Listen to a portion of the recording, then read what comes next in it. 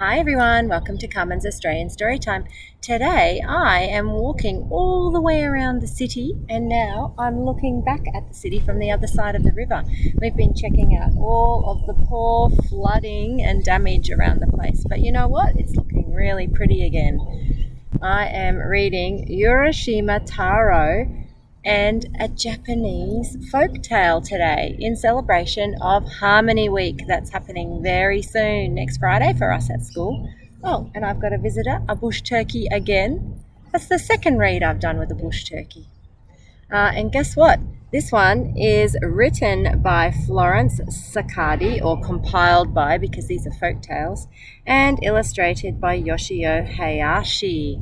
I hope I pronounced those right. And guess what? No blurb today. Sometimes the books don't give you the blurb, do they? But I do see something very exciting, a dragon. I haven't read a book about a dragon yet. All right.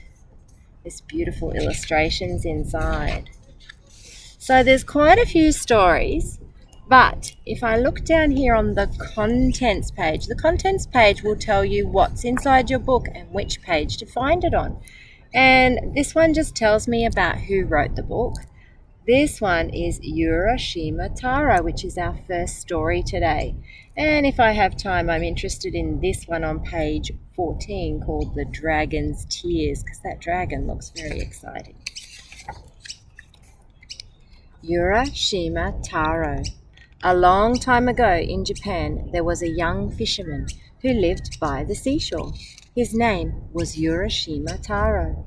One day, while he was walking along the beach, he saw that some boys had caught a big turtle from the sea and were teasing it and hitting it with sticks. Oh my goodness, I hope you don't do that if you see a turtle on the beach in Caloundra, where I live, or on the Sunshine Coast. Now Taro was very kind-hearted and hated to see people being cruel to animals, so he said, "Boys, please let the turtle go. It's a nice animal and you shouldn't be mean to it. Put it back in the sea." Then the boys were ashamed of themselves. They put the turtle back in the water and watched it swim happily away. Several days later, Taro was again walking along the beach when he heard a voice saying, "Taro, Taro." He looked around, but he couldn't see anyone. "Who is calling me?" he called out.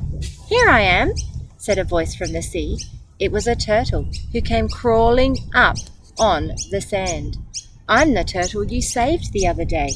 When I returned to the palace under the sea, I told the sea princess what you had done. This made her very happy, and she asked me to bring you to see her." Taro said, "I've always wanted to visit the bottom of the sea," so he climbed on the turtle's back and was carried off very far and very fast to the great palace on the floor of the deepest sea. I would be worried about breathing, wouldn't you? He was taken inside the beautiful palace, which was made of coral and crystal, and there he met the beautiful sea princess. "Taro, you were very kind to my good subject the turtle," she said to him. "I wanted to thank you, so I had him bring you here. Please be my friend and stay in the palace forever. We will be very happy, and you shall have everything you want." So Taro stayed in the palace with the sea princess. He ate wonderful food. He saw wonderful things and was very happy at first. But after a while, after only a few days, he thought he began to be lonely for his home and his friends back on the shore. He wondered how his father and his mother were. Do you ever get that way if you go away from your family for a few days? It's fun for a little while, but then you start to miss all of the things you love about your family and your friends. Finally, one day he said to the princess, "I've been very happy here, but I want to go back to the land and see my home and my friends. Please send me back." "All right, Taro," the princess said. "If you are determined to go, then I'll send you back. But I'll be sorry to see you go. We've been so happy together. In memory of your stay here, I'll give you this beautiful box. As long as you have this, you may come back to see me any time you wish." That would be a great box to have. "But Taro, don't open this ever. If you open it, you'll never be able to come back. Be sure, do not open it." So Taro took the box, thanked the princess for the wonderful time, climbed on the back of the turtle and went back to his house. When he got to the beach, the village had changed. He could no longer find his own house. He asked some people on the beach, "Where is Hiroshima Taro's house, and where are his parents?" "Why, young man," they answered, "you're asking about things that were here many, many, many years ago.